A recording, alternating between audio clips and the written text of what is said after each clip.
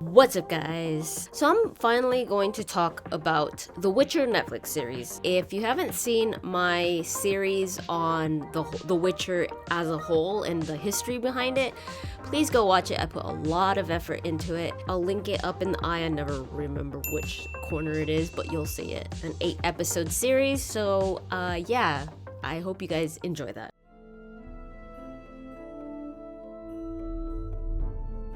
So the very first episode is called The End's Beginning, and it literally is the beginning of the last episode, so the beginning of the end. The very first time I saw it, I was like, okay, that wasn't bad. And then I watched the second episode, and I was like, okay, this one's a little bit better. I really wanted to know more about Yennefer. One thing that I really liked about how they did the whole story about Yennefer is that they really went into her background, something that the books didn't really go into. I would watch a full season just about Yennefer, her time in Aretuza and all that stuff. Henry Cavill as Geralt. Cavill didn't represent Geralt in a bad way. Like he was a convincible Geralt. Is that a word? Convincible? He was a convincing Geralt. Even though so many people were like, this isn't based off the games, it's based off the books. And even then, it was loosely inspired by the books because they did a lot of different things. One of the things that really stuck out after I watched it again was, why did they start with that story? The lesser evil story. The amount of times they say destiny and lesser evil in that episode, it's like, we get that's the title of it. Like, we get it. We know what story this is. You don't have to shove it in our face constantly. I think they should have started with the short story called The Witcher, the one with the Striga, the one where they introduced Triss. Triss isn't even in the short stories. She doesn't come out until the beginning of the novels. So that she is in it, they're taking that kind of inspiration and her popularity from the games and putting it into the series. They should have focused more on who Geralt is, because one thing that I felt was lacking in the show was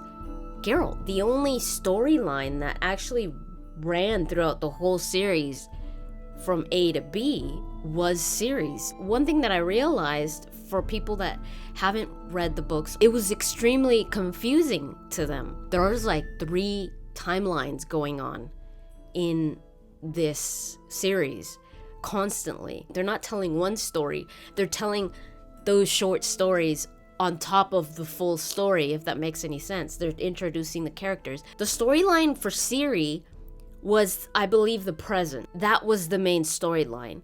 And then anything that Geralt was in, or Yennefer, it was in the past. Sometimes Geralt was in a different time in the past, and Yennefer was in a different time in the past. I think it was a mistake that they tried to introduce Ciri. They should have introduced who the Witcher was first. They were already picked up for a second season.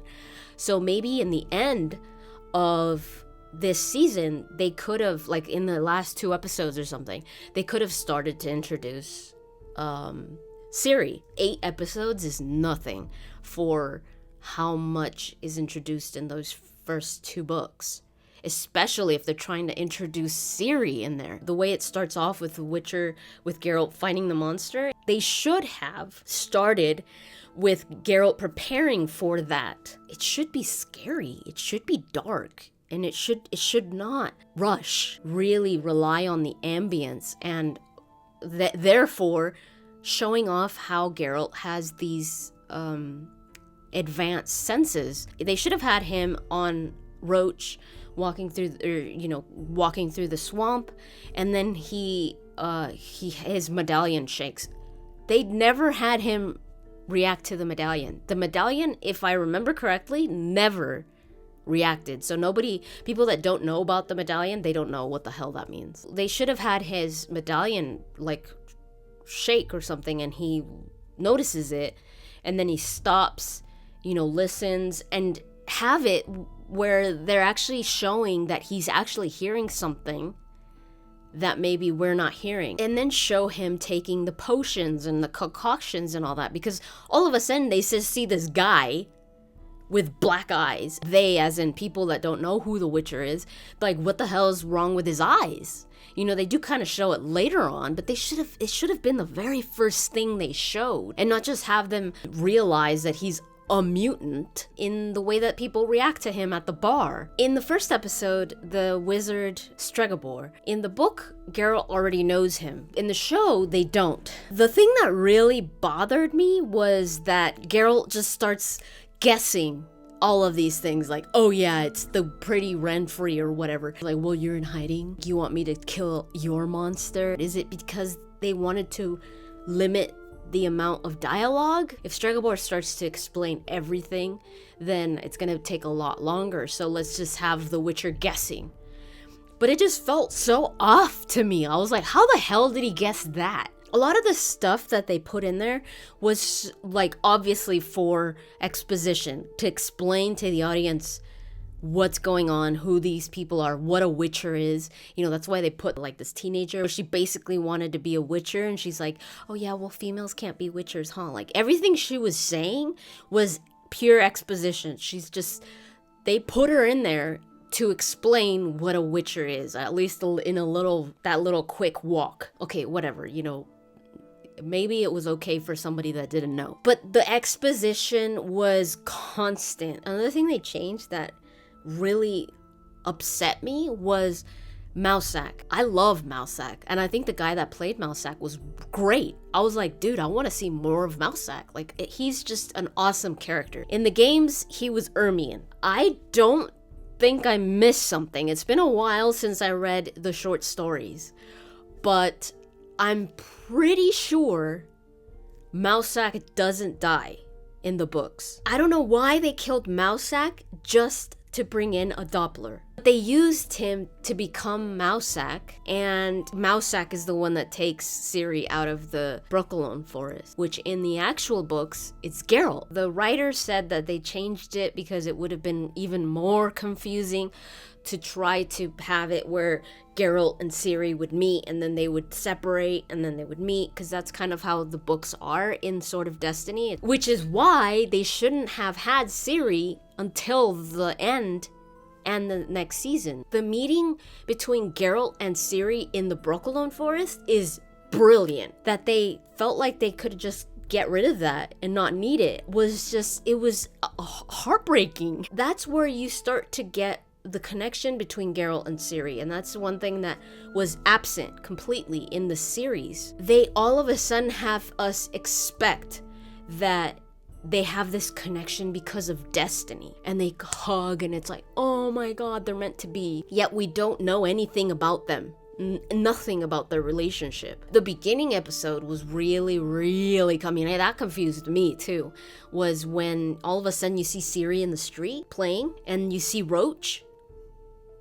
The thing is that the town looks exactly like the town where Geralt is in. Geralt is in Blaviken, and Ciri is in Sintra, completely separate. When you see Ciri and you see Roach, you think, oh, Ciri's in Blaviken too? Or what's going on here? And then she's in the throne room, and you're like, wait, this is Sintra.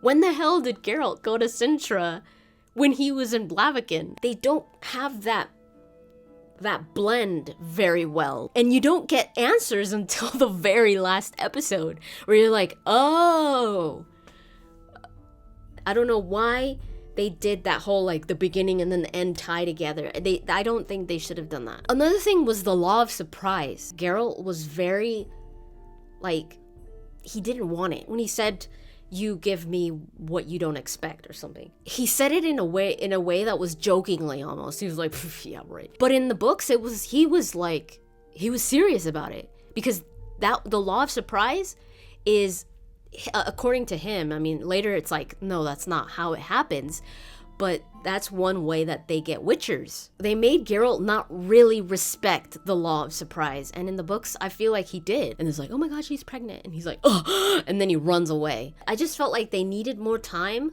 but they also wasted a lot of time. The last 2 episodes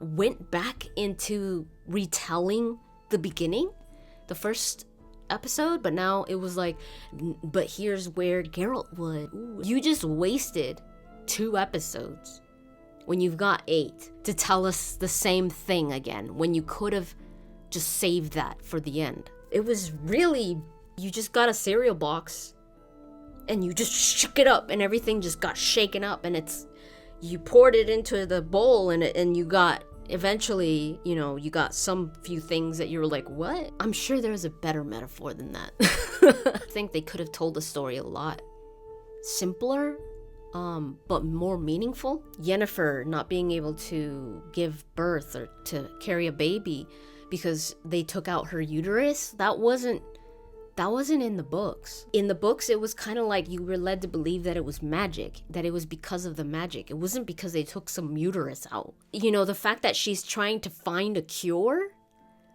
I was like, is she supposed to like grow another uterus or something? Like, what?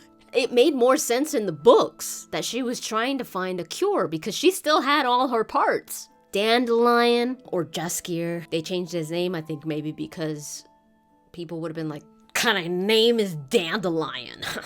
But I'm used to calling him Dandelion. You know, everybody talks about how great that song is, the Toss a Coin to Your Witcher.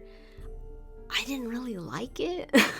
Yeah, Dandelion is supposed to be like annoying and he annoys Geralt, but he is his only friend, like real friend, and Geralt knows that. I think he was a bit more cold towards him in the show than he is in the books. Last Wish, the story where Geralt makes the wish, Geralt actually reveals his wish.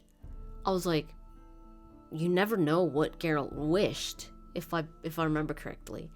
And I kind of preferred it that way, because it was like, you always wonder, is this real, what they have, what Yennefer and Geralt have, or was it because of the wish? What did he even wish? And in the show, he just immediately just says, and then they split up, and it was like,